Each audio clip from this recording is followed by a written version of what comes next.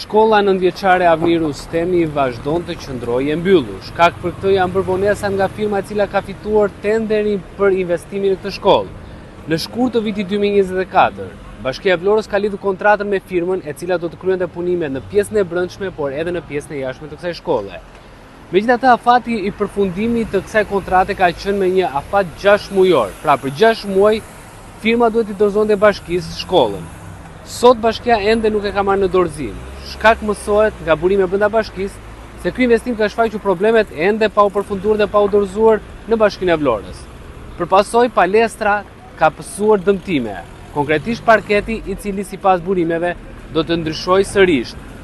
Ajo që penalizojnë më së shumti janë nxënësit e kësaj shkolle, të cilët shtatorin e vitit të kaluar duhet të hynin në shkollë. Siç ndodh thuajse në çdo punë publike ku firmat kontraktore nuk respektojnë asnjëherë afatet, e njëjta histori përsëritet edhe në shkollën nëntëvjeçare Avni Rustemi në qytetin e Vlorës. Një investim që duhej të ishte përfunduar, duket se shende larg dorëzimin nga firma përkatëse. Bashkia e Vlorës shpalli një tender për rikonstruksionin e shkollës Avni Rustemi në datën 6 nëntor 2023, ndërkohë që data e zhvillimit të tenderit ishte 22 nëntor 2023. Në garë për rikonstruksionin e shkollës u futën 6 firma dhe më 10 janar 2024 u shpall fituese Bashkimi i Operatorëve ASI 2A SHPK dhe Vikons Group SHPK. Kontrata nëpërmjet Bashkisë së Vlorës dhe firmës fituese u lidh më 20 shkurt të vitit 2024. Sipas të dhënave zyrtare të prokurimit publik, kozjatja e kësaj kontrate ishte parashikuar 6 muaj, çka nënkupton se shkolla duhet ishte dorëzuar gati brenda muajit shtator të vitit 2024. Megjithatë, ndodhemi në maj të vitit 2025